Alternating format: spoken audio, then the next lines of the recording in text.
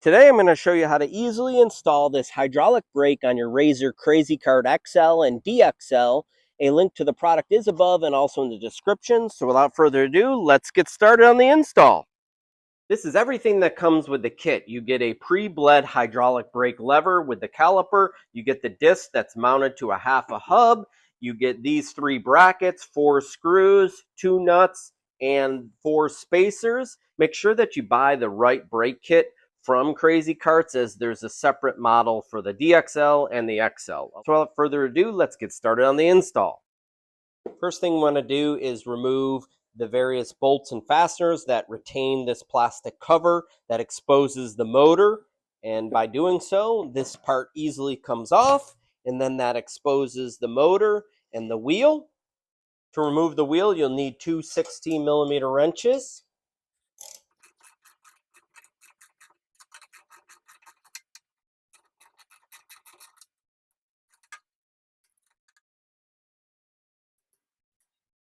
Set these aside.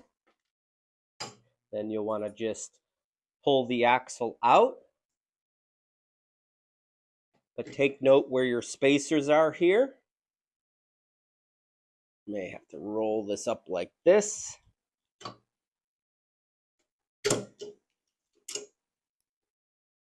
Pull that axle out.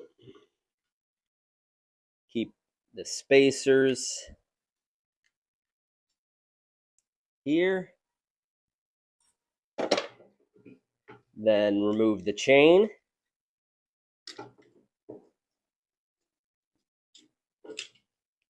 This, just set the chain there. And now I have the wheel assembly. With the wheel assembly off, what I want to do is deflate the tire before I take apart the hub.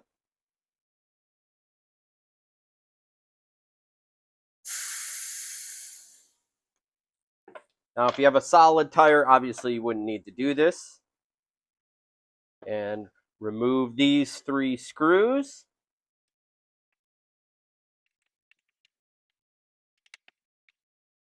I like to use hand tools on this aluminum because sometimes you can really easily strip out the threads if you use power tools. Now you have exposed these bolts that holds the hub on. So that will be a 5mm hex.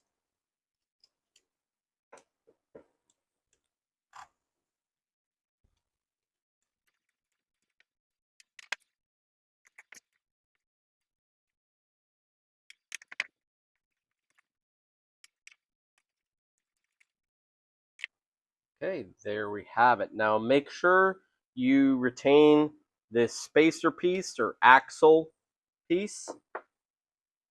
And what I want to do now is remove the tire. This part of the hub is what I'm going to be replacing with the brake rotor. So I'm going to set this down like that. And then I'm going to be putting my spacer piece back in like that. Then my tire with the nozzle into that slot. And then the original piece of the hub, make sure you don't knock that over like I did. That's centered as best possible. Line up that slot with the nozzle and then reinstall your bolts. I ran into a small issue that the bolt holes don't quite line up. On some of the older hubs, the bolt pattern is slightly smaller at 62mm versus 65. So I'm going to go ahead and remove the hub and was instructed to drill open the holes just slightly so it will mount with the new hub. So to drill open these holes, I'm going to remove this hub, set this aside. Let's go ahead and measure this. That is about a 9/32 hole or 7mm. I'm going to try this one that's just one size over and see how well that works. And then I can always go up in size. This will give me about 1mm. I don't think this is enough, but we'll go ahead and try it.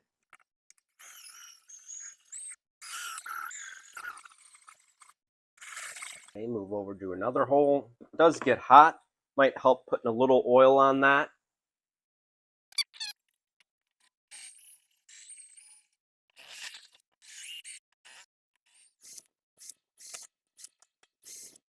I ended up using a 5/16 drill bit to open the hole so it will engage with the new hub. Now this is an older hub, so that's why I had to drill it out. Most of them should just fall right in, no issues. You can also use an 8mm drill bit, but I drilled that open and now I can start installing these screws. Now we're going to reinstall the chain sprocket.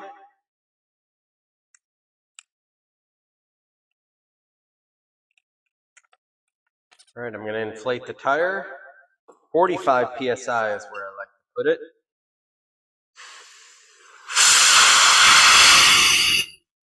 Got the wheel inflated, got the tire inflated to 45 PSI. Cap on. Now we are ready for the install. All right, we're ready for the install. We want to put that spacer on here like this. And we're going to go ahead and install this. Make sure that the chain is over the axle like this. And then take your axle bolt and position it through like this. What you may have to do is use a screwdriver like this from the other side to get that washer in the center of the axle to align properly. And then you're going to slide that down like that. Now don't forget, you got the spacer on the other side. So this is where it gets a little tricky.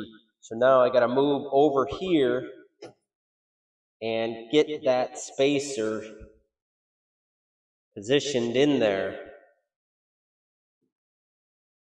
But you see that spacer now needs to be put in there. So this is where it gets a little tricky. You got to back the axle out like this, about halfway out, in order to get that spacer in here.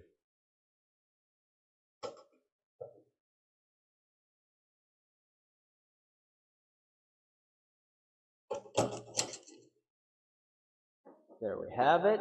Then we're going to push this up through the axle like that, and we got everything engaged. Make sure the chain is on the outside. Once you get it on a little bit, then just give it a wheel like that and it'll slide right on. So you're going to install that mount plate like that, and then take one of these shorter brackets and then the bolt with the shorter washer spacer and the nut, and you're going to take the spacer and the nut off. And what we're going to do is put this little plate like that, and then I'm going to take one of the screws and place it through like that. And then I'm going to put on that spacer piece. This is where I might want to rotate it up like this so I'm not fighting gravity. Then I'm going to put on this piece like that on the back side. Going to hang out like that. I'm going to take one of my nuts. Going to install it on the back here like this. And I'm going to do the same for the other side. This screw, going to put the spacer in there. So it'll be easily aligned like that. Then I'm just going to drop this screw through here like that. Get that engaged. All right, I'm going to roll this around, put the nut on the one end. Then I'm going to secure that down. You can see what it looks like. Moving back to the axle side, now I'm going to go ahead and put my washer on there, my lock nut, and then I'm going to install my castle nut like this. I could probably, like that. Now I'm going to tighten that down.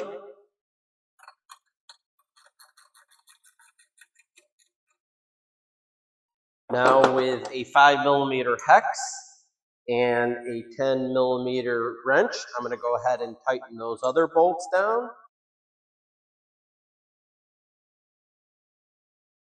For installing the brake caliper, you're going to need these 2 screws with the washers. I did put some blue Loctite on there. A link to the Loctite is below and above.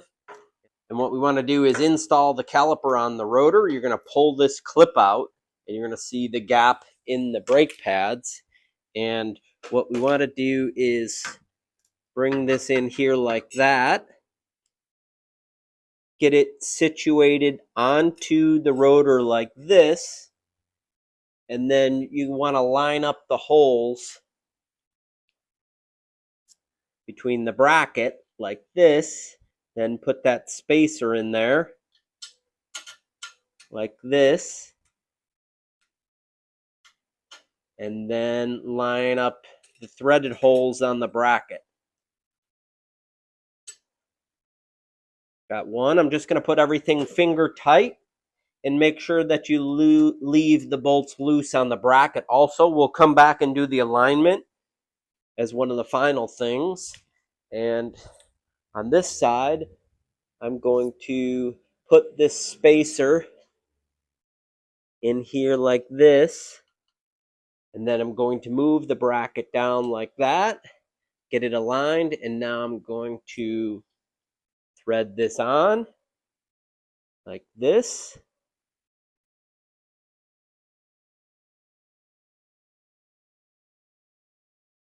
You're going to see everything's loose a little bit. I'm going to use my 5mm hex to tighten this down.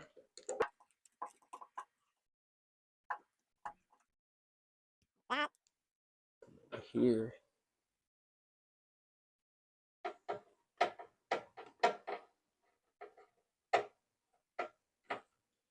Okay, got that tightened down. That it rubs a little bit, but we'll come back and align that. With the brake caliper installed, all that's left is to install the lever on the underside of the grip for the brake. What I'm going to do is use 4mm hex, loosen these bolts. What's nice with this, you don't even have to remove the grip because of the way this clamp is.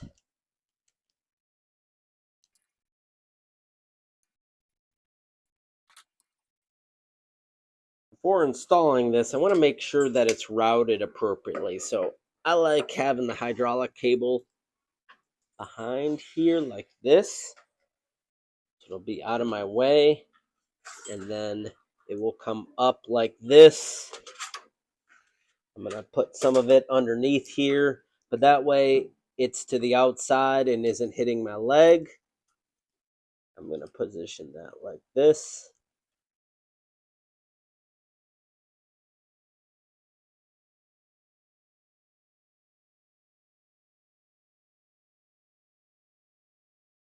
Before putting the covers on, you want to align the brake. And you can see that this bracket has some bolts. They're slotted so that the brake can move in and out.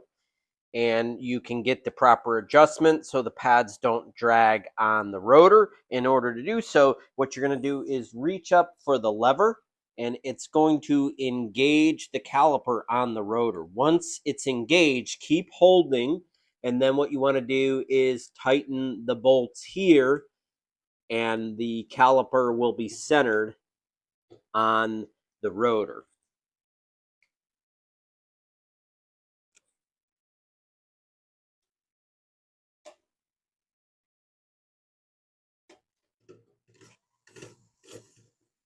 We'll check that. Pretty free flowing. Let's go ahead and check it with the motor on. Turn the switch on.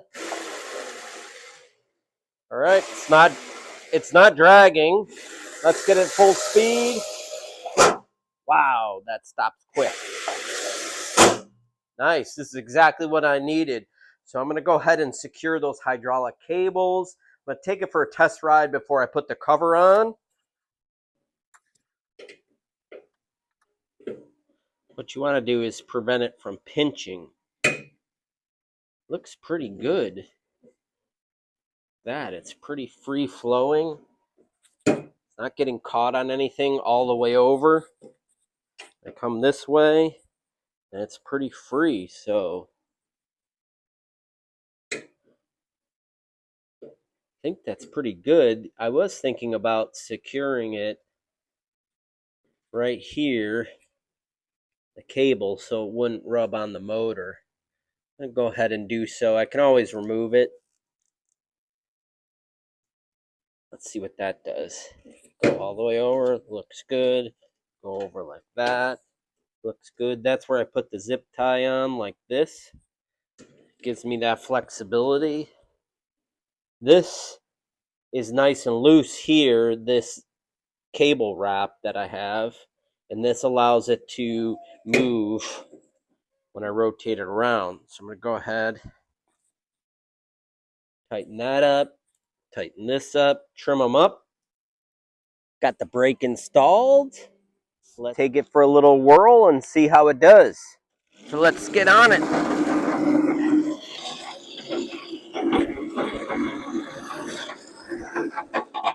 The hydraulic brakes really stop on a dime. I'm happy with the results. If you have any questions, please leave in the comments. I hope you liked this video. Subscribe to my channel, and thanks for watching.